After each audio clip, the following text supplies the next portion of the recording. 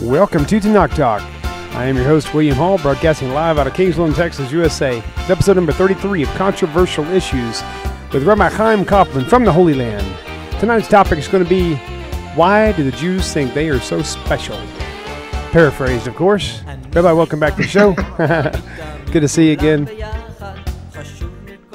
Always good to be here. Awesome. Yeah, same here. Welcome, everyone. Yeah. That's awesome. Hey, real quick question, because, not too many people get a chance to go traveling. Hey, but speaking of traveling, April 9th through the 17th or something like that, we're going to, Rabbi Singer and I are going to Israel. If you want to jump on board, you better get on quick, because we've only got about 4 signed on. We've got about maximum of like 25, 30 seats available, and we got to have a certain amount by the end of January. Otherwise, we'll have to postpone the trip for next year. So anyway, if you want to go to Israel and go on a nice little tour, maybe run into Rabbi Coffman along the way. Oh, you don't want to run into me, not in a dark alley, not anytime. But if you happen to be here around my neighborhood, we'll see what we can do. There you go. That's cool. So so I guess the title of the show isn't necessarily precisely what it has to be, but there are a lot of people out there, especially in the Christian community, from Jehovah's Witnesses to Seventh-day Adventists. I've heard so much anti-Semitism coming from those groups, just at the mere, when you even say the word Jewish, they just they coil up like a snake ready to strike. And it's like, and the thing is, as a Christian growing up in the churches that I've been to, fortunately the churches I've been to were fairly respectable towards the Jewish people, but not a lot of the people attending there were. And they were very bitter to the idea that God actually has a chosen people, and so this might be just a good time to explain what we need to know about all that. Okay, sounds good.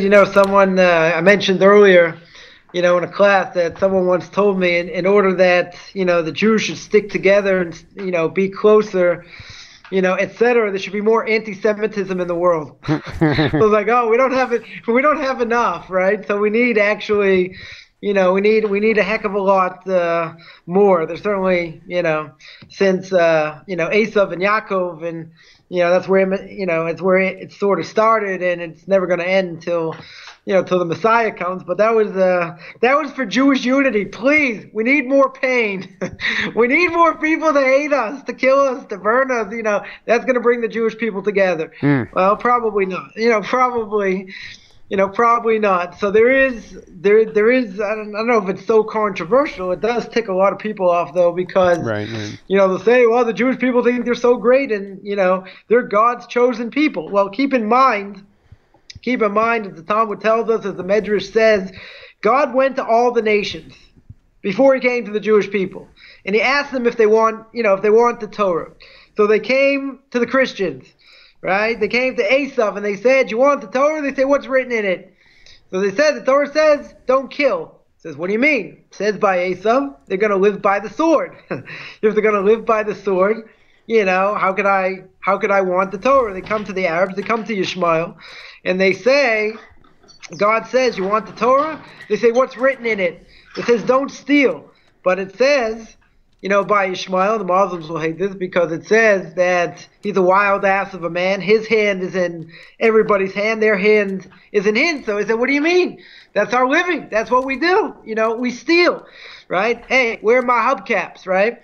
So at the end of the day, God comes to Jewish people, and God says, you want the Torah? They said, sure. They said, you want to know what's written in it? They said, we don't care, right? They said, Naaseh v'nishma. They said, we will hear, and then we will do. So from that time, and even before, because God knew he was going to choose the Jewish people, nonetheless, the Jewish people are known as the chosen people. So I sort of gave an allusion to this. I spoke a little bit about it earlier, and I mentioned that what does it mean?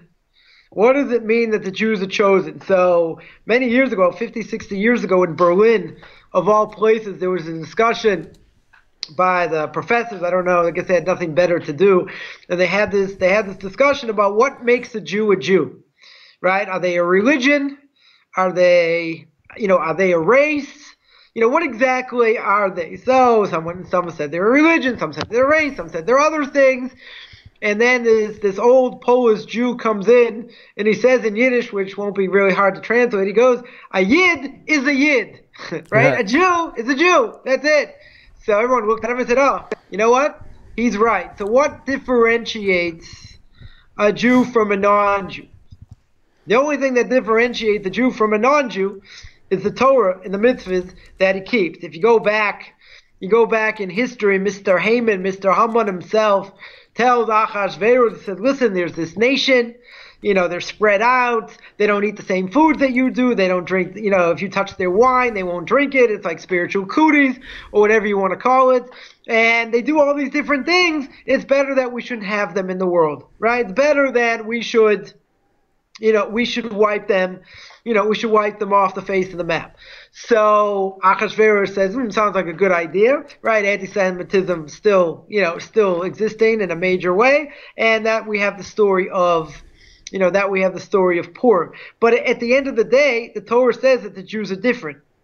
We have different holidays, right? We have the Sabbath. We have different laws about what we're allowed to eat, what animals are allowed to eat, how we're allowed to eat them. All these different things. But nowhere in the Torah does it say, and this is where the mistake is, right? So all you people making this mistake, take notes and listen. And that is that being chosen does not mean that we're better. What differentiates us is by the mitzvahs and the Torah that we keep. So if a Jew doesn't keep the Torah, right, that's 90% of world Jewry today. If the majority of Jews don't keep the Torah, can you tell the difference by the way they dress or by how they act between a Jew and a non-Jew? Right? Will you be able to tell the difference? So when I was first engaged, I was first engaged before I got married. There was tradition in our family by the famous Boston Marathon, usually the second or third Monday on Patriots Day, Monday in April. And we had close family friends that were at the 18-mile mark, right? They called it Heartbreak Hill. It was a very steep hill, and then they went another 8 or so miles to the finish line. So one of the things that my wife made a comment by the people that were there was that you couldn't tell the Jews from the non-Jews. Right? You couldn't tell how they acted, you couldn't tell how they spoke, you couldn't tell by the way they dressed. Right? There was no distinction, so to speak. So in that case, in those cases, in the majority of cases of world Jewry today, what differentiates a Jew from a non-Jew?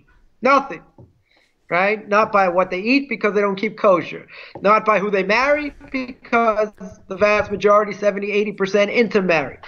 So if we're looking at it in those terms, it's not a club just to join. There are people, there are Jews, secular and religious, we won't discriminate, which will say we are better than non-Jews. That's discrimination, right? That no one said that. The Torah doesn't say we're better, right? That's where the problem is. It does sound elitist, I agree. It sounds elitist, but if you look in the context, and as we always say, everything is in context, you have to say that when God says they're chosen, it's because we chose Him. Somebody else wanted God. They're like, can I smoke? No, you can't smoke. Oh, I'm not interested. Sunday football? No, you can't gladiator, right? You can't even follow us. It's forbidden. Forget it, right? So it has nothing to do with the fact that I think I'm better, right? And again, it does sound pretty bad. It definitely does sound bad. There's no question about that. But if you look at the context, of what it is, it has nothing to do with that.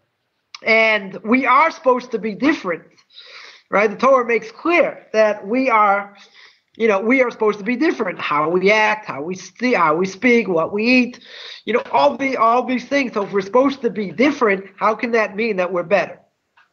There will be people that'll say, they think they're better, and it's like a nice group to belong to, even though we've been gassed and killed and murdered and all these different things, that I hear clear. But what in that context makes it sound, like we're better? That the context says, yeah, you're chosen because you chose God. You're chosen because you want to keep the Torah and you don't care what's written in it. That has nothing to do with being better. Again, Jews were our own worst enemy, abuse that. Right? They totally abuse that. There are some that will say, yeah, we are better. We are superior. It sounds like the Germans, doesn't it? We are superior because God, we are God's chosen people. But if you don't keep any of the mitzvahs, or you only give a lip service, what makes you any different than a non-Jew? Not only that, if a Jew doesn't keep Shabbos, for instance, he desecrates Shabbos in public, he's got the status in many ways like a non-Jew. Right? If he touches your wine and it's not cooked, you can't drink it. Again, spiritual cooties, right? 101 or 101A. So you have all these different things that can happen if you turn away and you turn your back. Right? You turn your back against God. If you do that, then what makes you any different than anybody else? It's because God gave you, a special soul, but you're abusing that soul. You're not using it the way it should. Right? You're destroying it through the body. So if you're destroying the soul through the body, there's nothing connecting you. And the most important question you may ever ask in your lifetime is if I put mustard or ketchup on my hot dog. Like, mustard, ketchup. And there's nothing to do with spirituality. All these people are apathetic. It's like starting a Jeep with a 9-volt. You can try that, or try a Humvee with that, with a 9-volt. It's not going to go. These people are going to get wiped off the face of the map. So it has nothing to do. It has nothing to do with being better. It has everything to do with taking responsibility. Can a Jew shirk his responsibility? 100%. Right? He can choose to break his covenant. Doesn't mean God's covenant is broken. Right? Because it says in Jeremiah chapter 30, that's where the Christians get this from. Right? Jeremiah says he's going to make a new covenant. Right? But if you look at what Jeremiah says before that, he's giving chastisement. He's rebuking the Jewish people because they're not holding according to the original covenant. So what's the new covenant? The new covenant cannot be a new covenant, as the Christians say, because the Torah says you can't add or subtract to the Torah. And you can't go against the prophecy of Moshe Rabbeinu. How do we know you can't go against the prophecy? Because how did Moshe Rabbeinu get his stamp of approval? Got it from God himself. Right? It's nothing better than that. So if God gave his stamp of approval and Moshe's just receiving what God said and he's writing it down and it hasn't changed, and he writes in there you cannot add or subtract, what in the world are you doing with a new tradition? Right? A new covenant. It can't be a new covenant. He's talking about the old covenant. Go look at the context. Go read what Jeremiah says over there. Right? So in that sense, we're talking about reconnecting.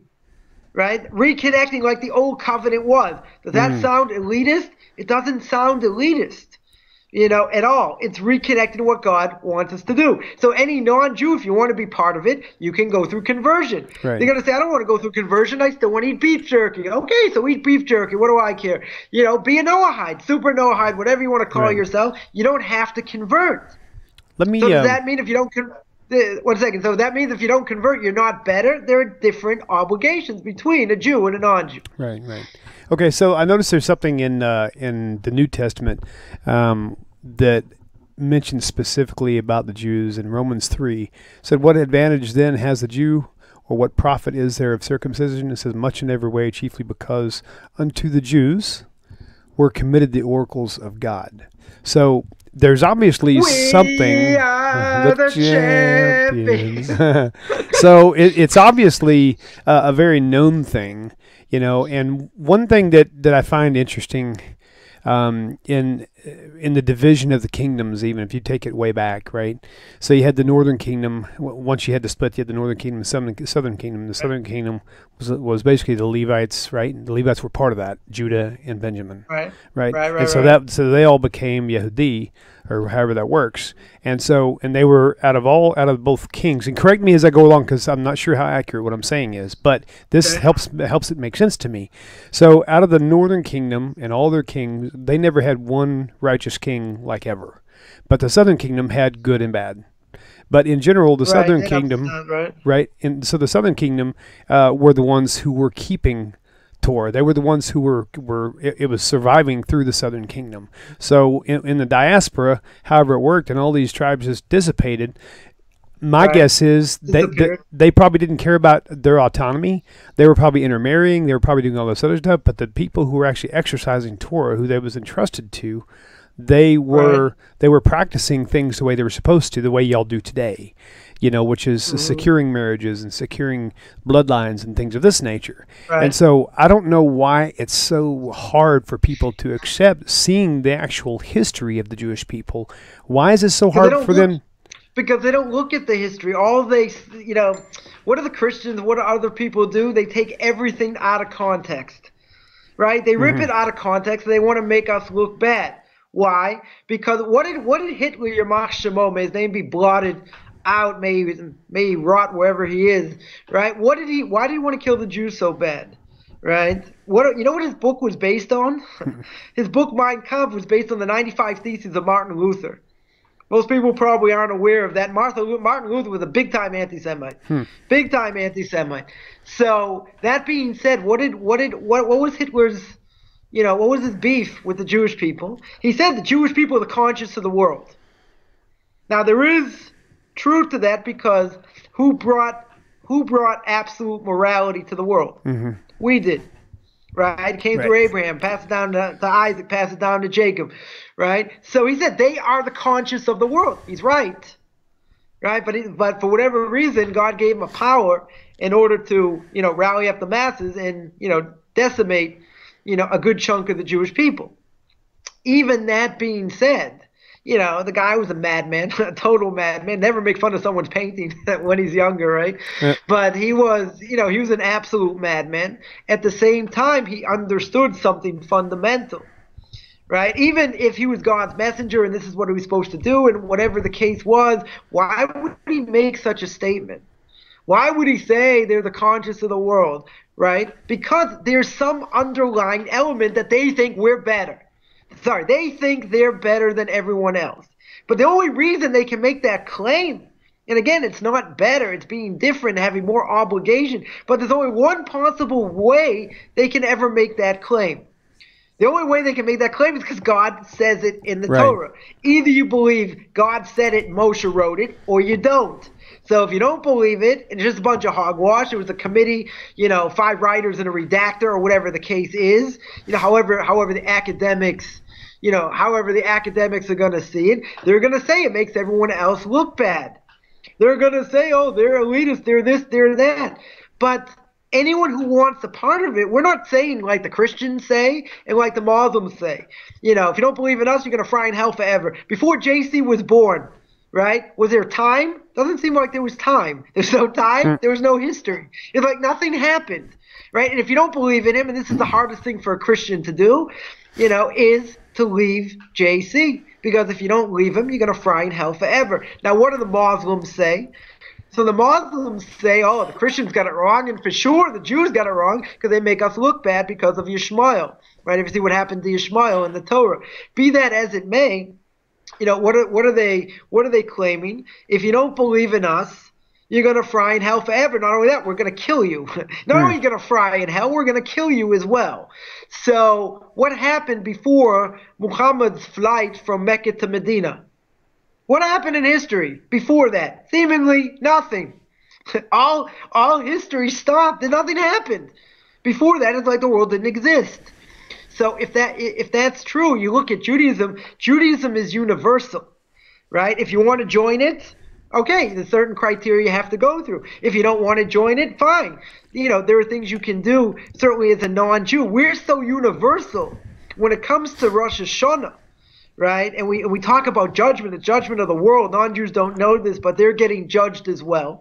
So in the prayer book, in the Rosh Hashanah prayer book, by the Tekiyas, by when they blow the shofar, after they blow the shofar for the 3 parts of the additional service for Malchios, shofars, and zochronos, which talk about God's kingship, shofar blowing different times in history, talks about God's remembering the Jewish people. It says afterwards, Yom Haras Olam. This is the day God created the world, right? And God created man. Not that he created the Jews. Not that he created Moshe Rabbeinu. Not that he created Avram. He created the world. General. World. So that means that anybody wants to be a part of it, they can be a part of it. That doesn't sound so elitist like all these other religions, like, believe in us, you're going to fry in hell forever. Right? We're not saying that. We're saying there's a way to do it. If you don't want to do it, that's your choice. And you'll pay a price. Right? But you can choose to join, be a Jew, take on all the obligations, or you can be a Noahide. You can take on some of them, right? Or you take on more, whatever a Noahide has to do. But at the same time, no one's putting a gun to your head saying that either you do it or you die, or you do it or like nothing else happened before history.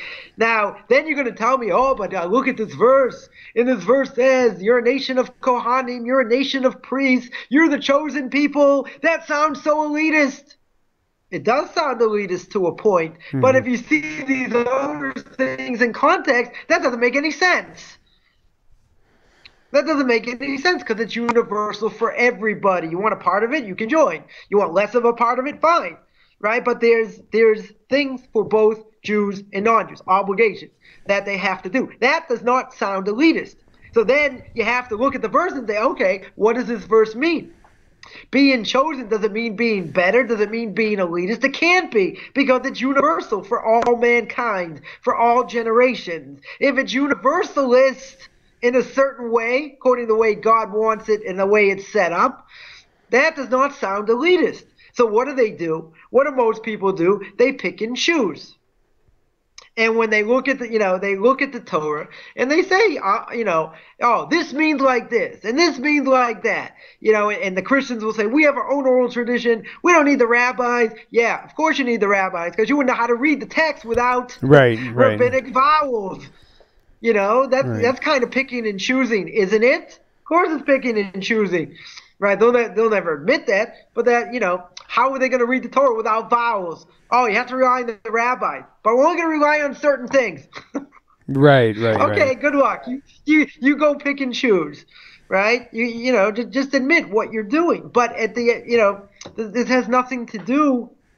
This has nothing to do with being better. Not only that, I'll give you historical proof, right? So people say, you can't argue with the rabbi. He's got a degree from Columbia in history. It's like, ooh, he's got a degree in history. Don't mess, right? So if you look historically at what the Jewish people go through the book of Kings, right? Go through all the prophets. You're going to see if the Jewish people do the right thing, everything's good. If the Jewish people don't do the right thing, what happens? I just gave it away. They get punished. And they can get punished severely for even a minor infraction. So if that's true, does that sound like you're a chosen nation? You're so much better than everybody else that if you look at history, the Jews have been probably the most persecuted people in the world. And not only that, they've been spread out among all the nations. Everything's been taken away, and we're still here, which is pretty darn miraculous. Remember when I was first married, I was in Europe, went on a kosher tour, and the first place we went is we were in Rome. When we were in Rome, one of the first places we saw was the Arch of Titus. Right? Anyone's ever seen the Arch of Titus? Right, the big thing for that you see Titus, this the great warrior. The Romans that took destroyed Jerusalem, took the vessels from the temple, etc. Right? Some of them are in Rome. All you have to do is do a little spring cleaning in the Vatican. Sure you'll find some things in there. In either case, we're the Romans today. They don't exist. All we have is some Roman artifacts. You got the Colosseum. You got some, other architectural type things left. Do the Romans exist? They don't exist anymore. You look at the Greeks. We're living in a Greek world today. Through the way we study. In the gymnasium and all these different things. Aqueducts, as they would say, right? Give us the aqueducts, right? So you have the aqueducts. You got roads. You got education. All these different things. Where are the Greeks? They disappeared.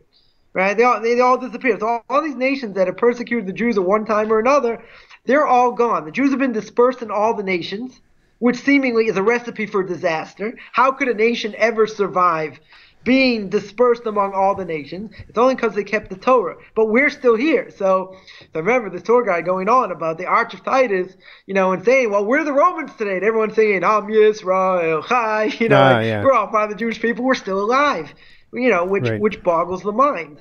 Historically doesn't make any logical sense, because if you do it to any other nation, there's a tremendous melting pot in many other countries. They disappear. They, totally disappear. Look what happened to America. All these different groups came to America. They're virtually, they disappeared. Okay, you have different pockets of people in different places, fine, but essentially they were part of the melting pot. And if the Jewish people, same thing. They also integrated in. So what happened? 90% of them, are disappearing off the face of the map, spiritually. So when you look at Jewish history, right, this is just a historical perspective. You can take it for what it is. If you look at it historically, being chosen certainly doesn't mean you're better. Certainly doesn't mean you're going to be elitist. Both temples are destroyed. All the miracles that happened in Israel with the temples and, and all the great wars that the Jewish people won because God fought for them, etc. Once they started going away from the Torah, going away from tradition, they didn't have divine protection anymore. They got decimated, in so many different ways. So if you look at it from a historical perspective, how in the world can anyone say that the chosen people mean we're better? Look, that's why anybody wants to convert. I say either you're 100% crazy or you're the real deal. Why? Because if you see what Jews have gone throughout history, the Jewish people, a person wasn't allowed to convert in the time of King David and Solomon. Very simply because there were miracles going on left and right. If there are absolute miracles going on, your free will is taken away. What happens when the Messiah comes? You're also not going to be allowed to convert because there'll be open miracles like what happened in Egypt. So anyone who wants to convert, you better jump on the bandwagon now. We don't have too much time left. So, but everything else in between, Jewish people have still been in exile, right? We're still in exile, even living in the land of Israel. It's not too hard to see, that we're still living in exile today. So I'll change the question now, which I'm very good at doing, and that is why are these idiots calling us and say, oh, you're the chosen people. You're so elitist. Look at Jewish history. Don't forget the 615th commandment. Don't be a moron. Look at Jewish history. Jewish history proves out it has nothing to do with being better. Because the Jewish people have been gassed and killed and murdered in pogroms and Holocaust all throughout history. How does that show that we're better than everyone else? Just the opposite. If you'd look at history and we'd be like the Romans, and we'd still be around, conquered most of the world and still be in charge, you have a claim. Because we've always been on top. All right, a little bit down, more up than down. Like if you're 80% on top, and 20% down, that's pretty good statistics throughout history. That has never happened in the for the Jewish people. They've been up at a certain amount of time, right? The temple existed, right, for a certain amount of time. Then it was destroyed. Then it existed again. Then it was destroyed. And that's it. We are still in exile. Right, so the bone of contention is if you look at the cycle of Jewish history, when it comes to wars and pogroms and all that, who in the world in their right mind is going to say, "Oh, you elitist, you think you're better"? How I could say if you look at all the Nobel prizes over the years, right? Who's won significantly more than anybody else? Jews. Who gives more charity in the world, multiply it by infinity compared to any other religious group? Yeah. Jews do. Does that mean they're better? It doesn't mean they're better. What it means, Jews are very studious. They're not going to learn Torah properly, so they'll study mathematics, they'll study physics. They'll be at the top of any other field because they have this drive. If you don't use that drive spiritually, okay, so you'd be writing books on tax law. Right. You'd be world famous doing, writing some economic treatise on who knows what. And again, I'm not saying that's, not necessarily, important. Is it more important than learning Torah? There's nothing more important than learning Torah. But if you don't use your brains for that, what are you going to use it for? Use it for something else. So I could say, in a certain way, look at the Jews exponentially, how much charity they give. Look at all the Nobel Prizes they have won, exponentially more than anybody else. Doesn't make any rational sense. Right. Does that mean we're better? Does that mean we're better? It doesn't mean we're better. Right. Right? That would be being elitist. Then you can say, oh, this Rabbi Coffman, he's got a chip on his shoulder. Yeah, I got a few chips, pretty big ones also. But you're going to say, oh, he thinks he's so much better. Look at all the things that Jewish people have done. You look in any science and mathematics, any of these things, Jews are at the top. There's no question about it. Does that mean we're better? Doesn't mean we're better. Right? Doesn't mean we're better at all.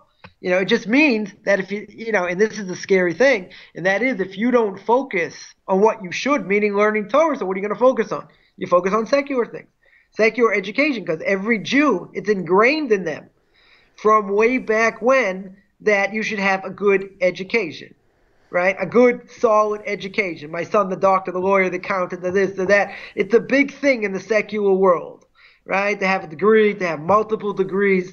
Why? For its own sake, not just to make money, right? So there is something in the air about that, but that has nothing, that has nothing to do with Torah, right? And it would be very easy, to pick out different fields and show where Jews are and all, throughout history and what they've done. That would be called being elitist. But by saying God gave us the Torah, we chose him and he chose us, and nobody else wanted him, that's not being elitist. We took what no one else wanted. Right. For better or for worse, God chose us, we chose him, and that's it. What does that have to do? What does that have to do with being better? Now, we're our own worst enemy, and there are plenty of Jews who walk around, religious or not, with a chip on their shoulder. That's elitist. That's wrong. Right? According to everybody, that's wrong. But this has nothing, this has nothing to do with that, and especially if you look in Jewish history, it's totally the opposite. Because the Jews have not been on top for very long at all.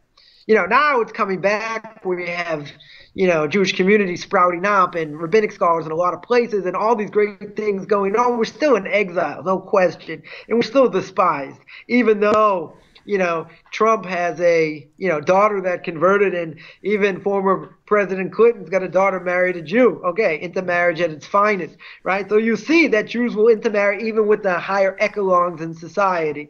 Big deal. Doesn't that, now it just means it's more in vogue for a non-Jew to marry a Jew in those circles.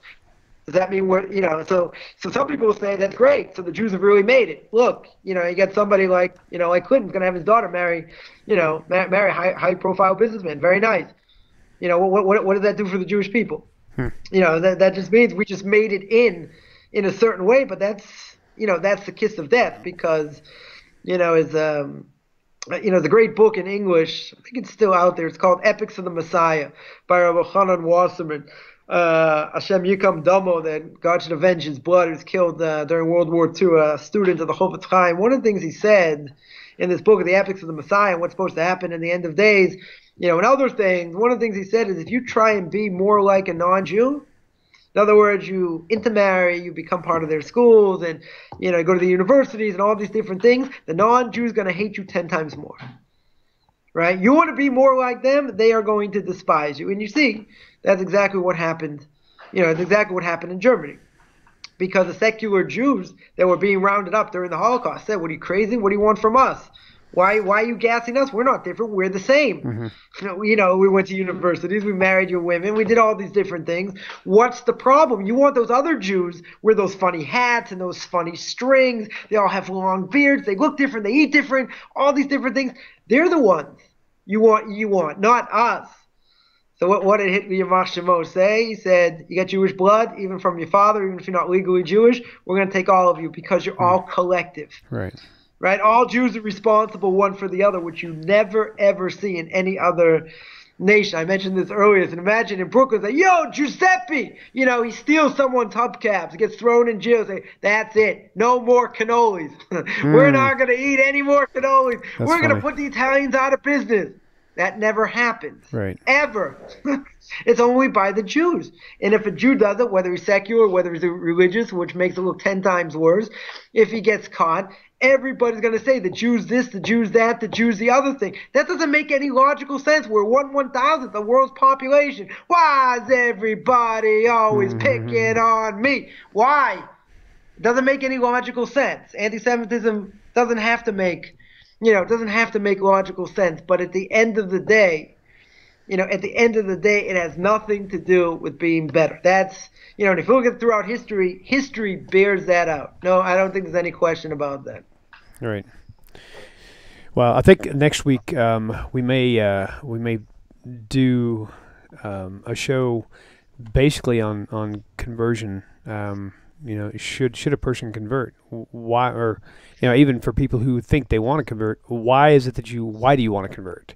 Just hash out a whole bunch of different details and angles and points of views, from both sides. I love the Jewish people. I want to be part of them. I love eating falafel. Come on. Well, of course, why would you want to convert? Right. I heard that when you convert, your jokes all of a sudden become funny. That's what Rabbi Tovia Singer told me. That could be. I don't know. I've been Jewish my whole life, and my kids have already heard all my jokes. They don't think it's funny second, third, fourth, fifth time. So that's great. Cool. Well, I still think they're funny. But I guess if you heard them too many times, then then that's it. Well, cool. Well, I think we pretty much probably covered everything that we could for now. So, and I haven't seen any questions pop up on YouTube or anything. And so, I haven't ticked off enough people yet? Oh, come on! No. I was doing good by Charlie Brown invitation. Wow, everybody! I can get better, but okay. That's funny. No questions. Everyone's good. So, yes, so I think we're all right. We'll let you off early this week, Rabbi. So appreciate you helping us out with all these hot topics, man. So next week we'll plan on just talking about conversion and all the ins and outs and the pros and cons. Sound good?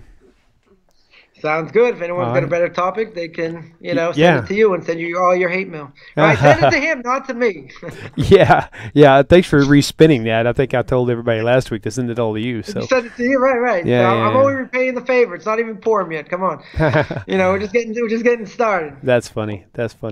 Well, thank you all for tuning in. Be sure to subscribe to the YouTube channel and be sure to turn on the notification bell next to the subscribe button. That even goes for rabbis.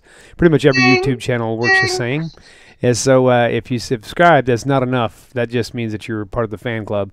If you want the information, you have to turn on the notifications. So be sure to do that on TORAH Talk as well as Rabbi Coffman and anybody else that you like following. Rabbi Singer, John and Jason, whoever it is, turn on that notifications bell. It's really, really handy. Okay, well, I guess we'll turn it off for today, and we'll see you same time, same place next week, Rabbi. And I'll see all you wonderful viewers out there as well. So, shalom, shalom, and Shavua Tov. Take care, everyone. Shavua Tov, shalom, shalom. Shalom, shalom. Take care. Bye.